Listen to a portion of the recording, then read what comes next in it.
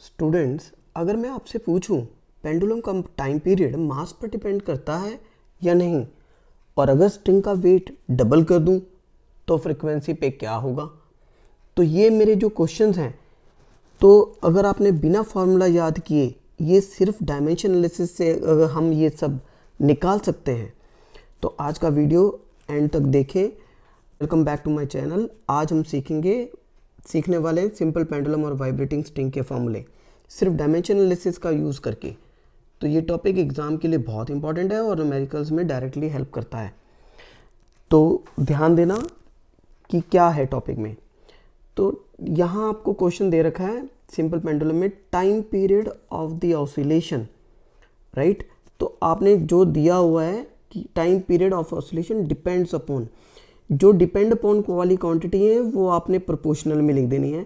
इसमें लेंथ है तो आप लेंथ लिख के इसकी पावर a कर दो, और एक्सेलरेशन ड्यू टू ग्रेविटी है तो g की पावर b कर दो।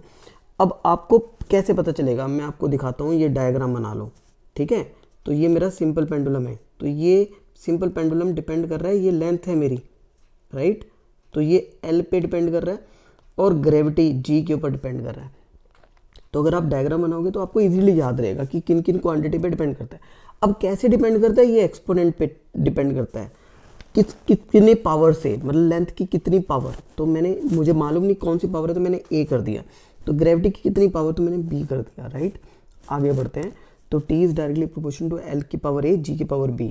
तो t यहाँ मेरा टाइम है, l मेरा यहाँ लेंथ है और ये g मेरा ग्रेविटी है। और आपको नहीं पता चले तो ये देखो यहाँ दे रखा है, it depend upon its length acceleration due to gravity. तो मैंने कहीं बाहर से नहीं लिया, बस जो दिया हुआ था उसी को उठा के लिख दिया। जो दिया हुआ है डिपेंड्स अपॉन के बाद जो जो क्वांटिटी दी है उसको राइट हैंड साइड में लिख दो, राइट। आगे बढ़ते हैं। तो t इज इक्वल टू, हम k कांस्टेंट ऑफ प्रोपोर्शनैलिटी लगा देते हैं, l की पावर a g की पावर b, बाकी सब कुछ सेम है। तो लेफ्ट हैंड साइड में मेरे पास क्या है, टाइम है, तो मैंने t लिख दिया, ठीक है। इसको हम ऐसे भी लिख सकते हैं m0 l0 t की पावर 1, राइट। और राइट हैंड साइड में मेरे पास क्या है, राइट हैंड साइड में है l मेरी लेंथ है, l की पावर a, और g ग्रेविटी। तो ग्रेविटी के अगर आपको डायमेंशन याद रखने हैं तो ये lt-2 होते हैं। तो ये आ गया lt-2 पावर b। तो इसको हम थोड़ा सिंप्लीफाई करेंगे तो ये मेरे पास आ जाएगा k l की पावर a, यहाँ l की पावर b है तो a प्लस b हो गया, ठीक है। तो बेस अगर सेम हो और हम क्या करते हैं, एक्सपोनेंट्स को ऐड कर देते हैं, तो t के -2b बन जाएगा यहाँ पर, ठीक है। तो अब मेरे पास ये बन गया। तो मैंने क्या किया, comparing powers of m l and t on both sides. तो मैं दोनों तरफ पावर्स कंपेयर कर रहा हूँ। तो मेरे पास इधर क्या है, m0 l0 t1। ये देखो लेफ्ट हैंड साइड में मेरे पास अकेला t था, ठीक है। और राइट हैंड साइड में मेरे पास क्या है, k l की power a plus b t की पावर -2b। इसका मतलब m नहीं है तो m की पावर 0 है। तो कंपेयर करो m की पावर को, तो एक तरफ 0 है और दूसरी तरफ भी 0 है, तो सेटिस्फाई कर रही है। तो लेंथ की पावर देखो, एक तरफ 0 है और दूसरी तरफ मेरे पास a प्लस b है। और इधर टाइम की पावर देखो, यहाँ 1 है, वहाँ -2b है, तो यहाँ से b की वैल्यू आ गई -1/2। तो b आ गया, b की वैल्यू यहाँ सब्स्टिट्यूट करो, a -1/2b is equal to 0। तो a की वैल्यू आ गई, सॉरी यहाँ b नहीं आएगा, a -1/2 इक्वल टू 0। तो a की वैल्यू आ गई हाफ, राइट। तो इसका मतलब क्या हुआ, t is proportional to l की पावर a g की पावर b था। तो इसका मतलब k l की पावर a हाफ g की पावर -हाफ। तो अगर आप इसको सॉल्व करोगे तो ये बन जाएगा l/g।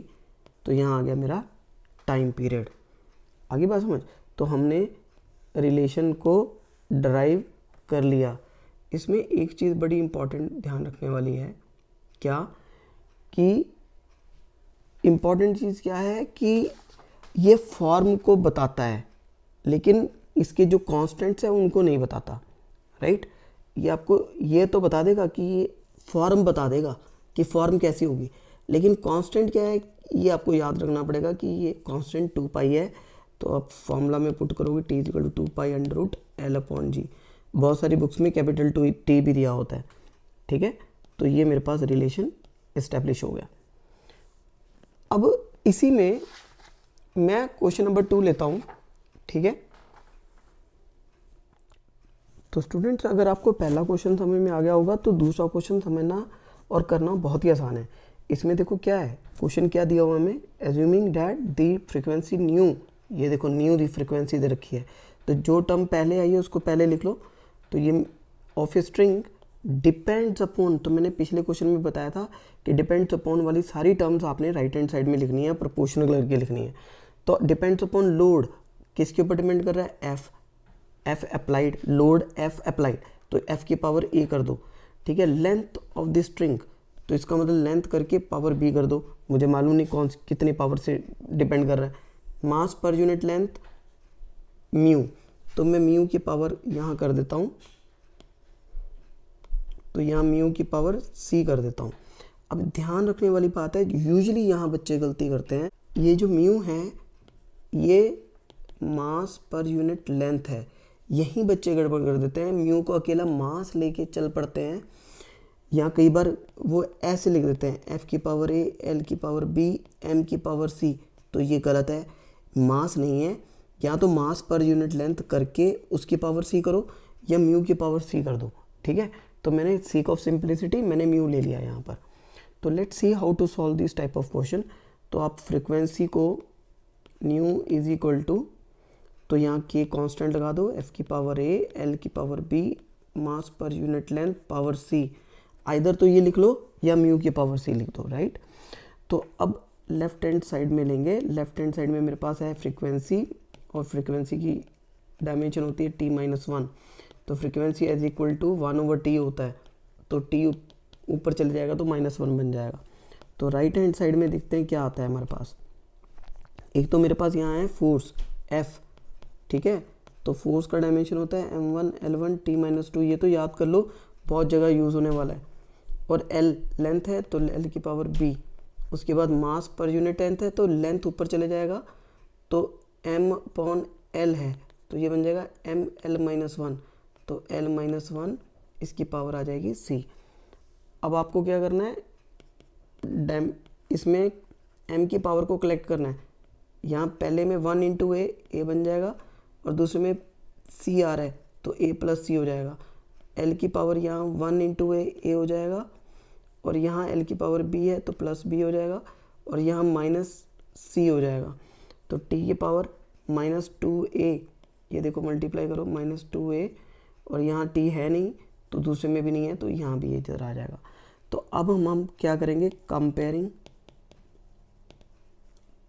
Powers of m, l and t on both sides, ठीक है। तो ये अगर आप दोनों तरफ करोगे तो यहाँ पर लेफ्ट हैंड साइड में आपके पास क्या है, m0 l0 t-1, और इस तरफ क्या है, m की पावर a + c, l की power a + b - c, t की पावर -2a, तो m0 l0 t-1, ठीक है।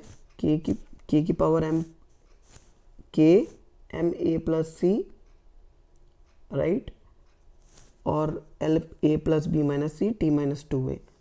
तो ये मेरे पास बन जाएगा, m की पावर कंपेयर करो, 0 = a + c, l की पावर कंपेयर करो तो ये आ जाएगा, इस तरफ 0 है उस तरफ क्या आएगा, a + b - c, और t की पावर कंपेयर करो तो इधर -1 है, और राइट हैंड साइड में आ जाएगा -2a, तो यहाँ से a की वैल्यू आ जाएगी 1/2। तो ये a की वैल्यू यहाँ पुट करो तो c की वैल्यू आ जाएगी -1/2, a भी आ गया c भी आ गया, तो a और c की दोनों वैल्यूज़ यहाँ पुट कर दो, तो ये 0 = a की वैल्यू ½ + b माइनस c की वैल्यू -½ + 1/2, राइट। तो b की वैल्यू बन जाएगी -1, और ये आपने सारी वैल्यूज़ पुट कर देनी है, ठीक है। और आपके पास रिलेशन आ जाएगा nu is equal to k आपके पास ये फॉर्मूला यहाँ दिया हुआ है, देखो FALB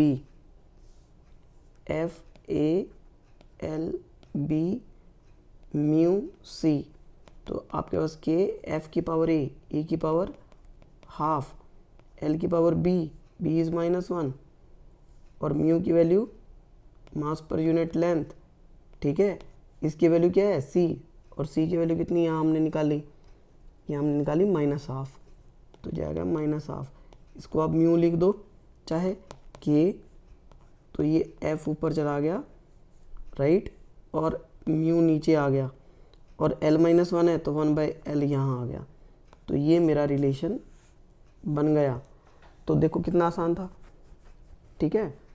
अगर आपको अच्छा लगा हो और आपको समझ में आया हो तो आप वीडियो को ज़रूर लाइक और सब्सक्राइब करें। तो प्लीज़ अगर ये 2 क्वेश्चन आपको समझ में आ गए तो एग्ज़ाम में 110% ये क्वेश्चन रिपीट होते ही हैं once in a while. Thank you so much.